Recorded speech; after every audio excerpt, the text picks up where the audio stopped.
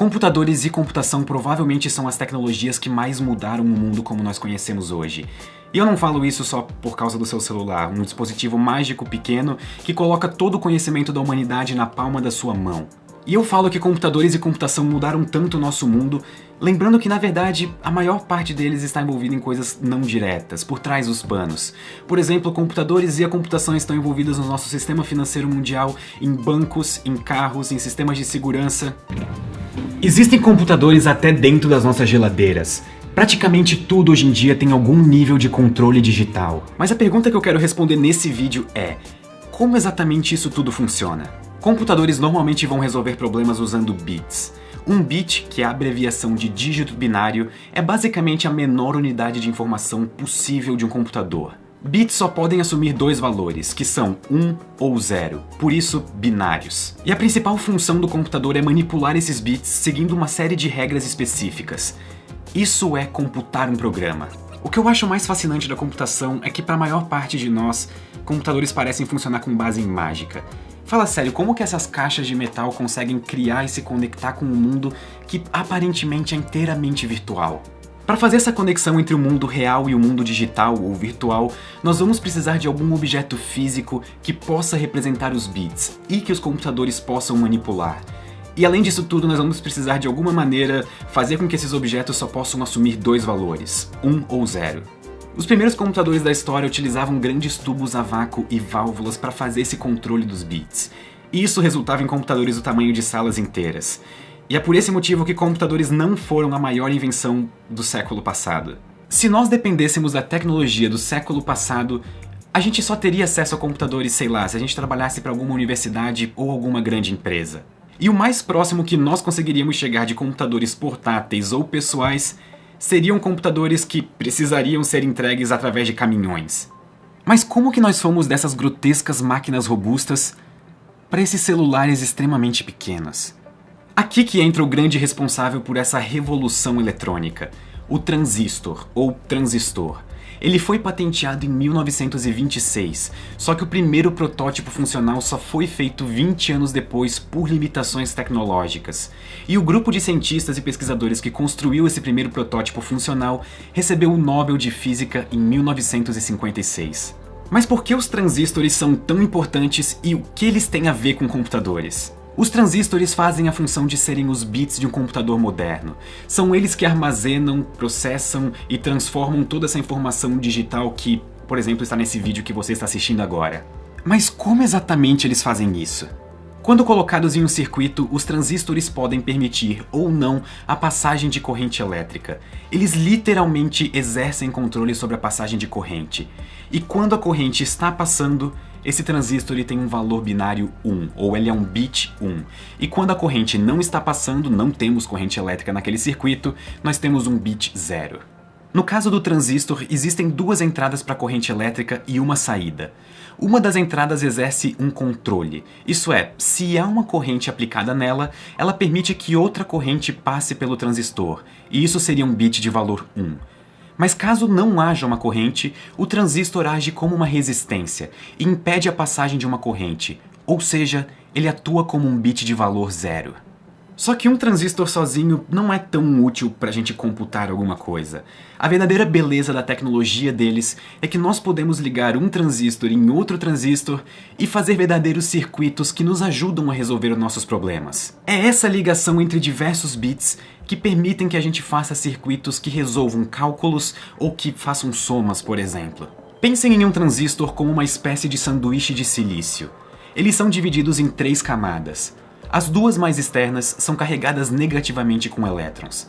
A parte do meio está positivamente carregada, mas interpretem ela como uma espécie de buraco de elétrons.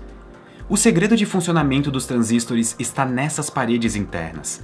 As cargas negativas de um lado se equilibram com as cargas positivas do outro, deixando a carga naquela região neutra.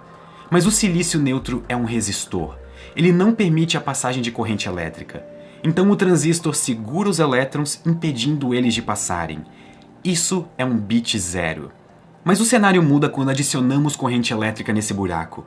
Se antes ele estava vazio, agora transbordamos ele com elétrons. Isso praticamente faz com que as divisões internas do transistor sumam e ele vire um único fio condutor. Agora os elétrons podem ir livremente de um lado para o outro. Como tem corrente, isso é um bit 1. Mas nós podemos fazer circuitos com transistores de diversas maneiras, e é isso que praticamente faz os computadores funcionarem.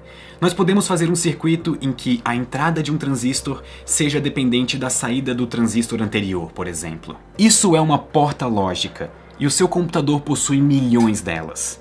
A beleza das portas lógicas é que elas permitem fazer cálculos e operações, tanto as simples quanto as mais complexas. E quando eu estava escrevendo o roteiro desse vídeo eu pensei, por que eu não mostro para as pessoas como que um computador calcula 1 mais 1? E é exatamente isso que eu vou fazer agora. Ok, para calcular 1 mais 1 nós vamos fazer uma soma. E para isso nós precisamos de dois números de entrada, ou 2 bits de entrada. Eu vou chamar eles de A e B, mas tanto faz o nome que você vai dar. Só não se esqueça que nós estamos tratando de computação. Então A e B não serão números tipo 1, 2, 3, 4 e 5. Eles serão esses números, só que na sua versão binária. Mas para fazer isso eu preciso juntar esses transistores de duas maneiras especiais. Só que eu não vou fazer isso nesse vídeo por questões de praticidade, mas eu vou deixar o link na descrição para quem quiser, sei lá, aprender como montar essas duas portas lógicas que eu vou mostrar. A primeira porta lógica que nós vamos montar é chamada de porta XOR, ou XOR, que nos dá apenas dois resultados, 0 se os 2 bits de entrada forem iguais, ou 1 se os 2 bits de entrada forem diferentes. A segunda porta lógica que nós vamos montar é chamada de porta AND, e você pode interpretar ela como uma multiplicação entre os 2 bits. 0 vezes 1 é 0, 1 vezes 0 também é 0, e 0 vezes 0 também é 0. Então o único caso possível para essa porta responder 1 é quando os 2 bits de entrada forem 1. Então vamos calcular 1 mais 1 exatamente como um computador faria. Os nossos 2 bits de entrada, A e B, serão 1 e 1. Os 2 bits de entrada vão ter que passar por cada uma das duas portas lógicas, tanto a XOR quanto a AND.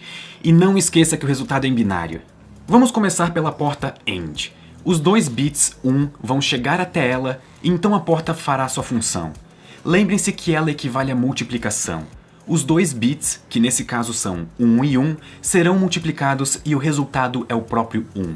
Salvem esse número porque encontramos o nosso dígito da esquerda. Depois os 2 bits vão passar pela porta XOR. Ela vai analisar se os dois são iguais e vai responder 0 se eles forem, ou 1 se os 2 bits forem diferentes.